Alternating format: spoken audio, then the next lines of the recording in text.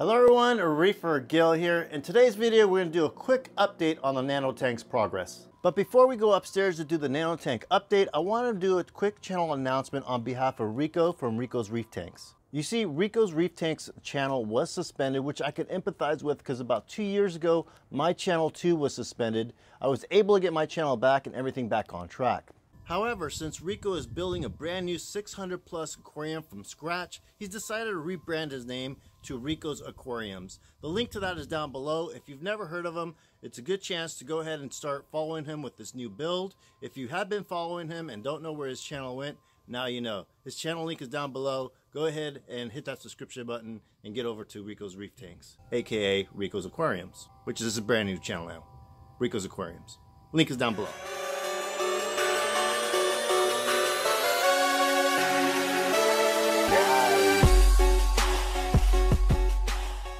Rico has done a tremendous job bringing together the reefing community on both YouTube and Instagram. He's dubbed the Livestream King for marathon live streams where everyone can get together and talk saltwater. Another example of how Rico brings the community together was putting together a Nano Tank challenge for 2018. That's what inspired me to set up this Nano Tank in the first place, so let's go ahead and get into this update.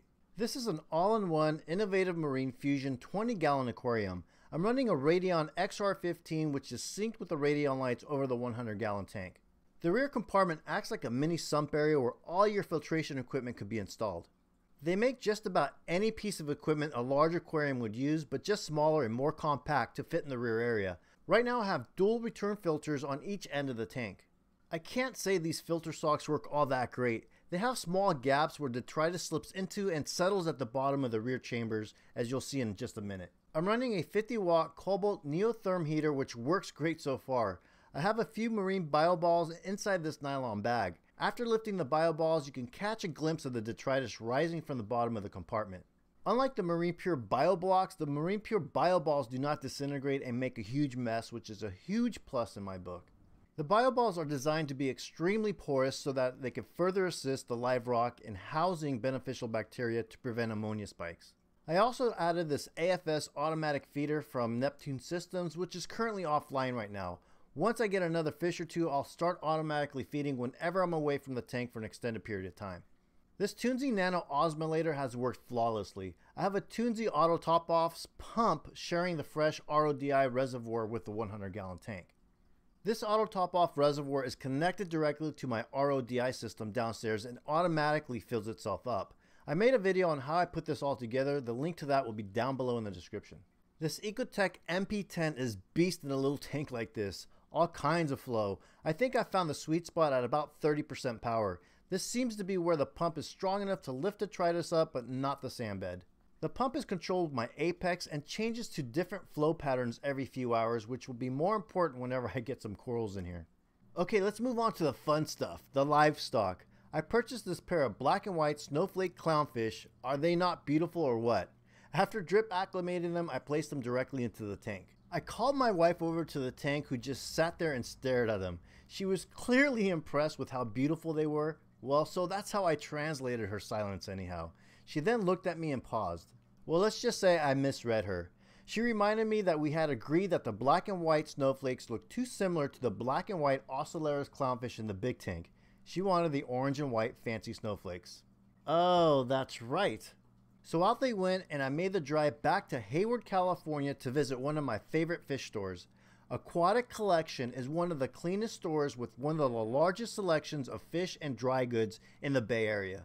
They are located at 1212 West Winton Avenue in Hayward, California, aka the Haystack. I'm actually really excited because they're going to be doing a remodel to make room for more goodies, so a future store tour of the facility will be in a future video. I meekly approached one of the owners of the fish store with a fish in hand. Can I exchange these for the orange and white snowflakes? My wife said I got the wrong ones. He grinned and obliged, then sent me on my way with my brand new pair of fancy orange and white snowflakes. I got home and introduced them into the Nano tank after an acclimation period. I have to admit, my wife had the better eye here. These orange and white fancy snowflake clowns are stunning. And hey, who doesn't like orange? And gray. Now, I had a 6-line wrasse in quarantine with several other fish. I intended to place all of them into the 100-gallon tank. But after doing my last video on the quarantine tank, the link to that is down below in the description as well, many of you on both YouTube and Instagram warned me to watch out for this particular wrasse. You see, I've never had a 6-line wrasse and he was showing zero aggression in the quarantine tank. But this is a little baby and I didn't want to risk having him turn into an aggressive grump as an adult. After all, Gunny was lovable as a little puppy. But 3 years later, yeah, if I could only put this guy in the sump, I would. No, I'm just kidding. We're actually working through this one slowly. So you guys changed my mind about the 6-line. Besides, these fish only need a minimum of 20 gallons, so he'd be just fine as being the only wrasse in the tank. So into the nano tank he went. So far he's been pretty shy about swimming in the open. I catch glimpses of him here and then. Really a good looking wrasse though. He should do wonders in the event I accidentally introduce pests into the tank. I also added 4 Nassarius snails that bury themselves into the sand and this little skunk shrimp to help clean up any uneaten food in the rocks and in the sand. The more involved I get with this little nano tank, the more excited I become to get some corals going.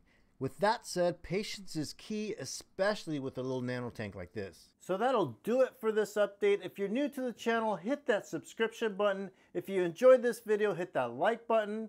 If you want to follow me on Instagram, the link to that is down below to get real-time updates. And we will see you guys next Sunday. Thanks for watching.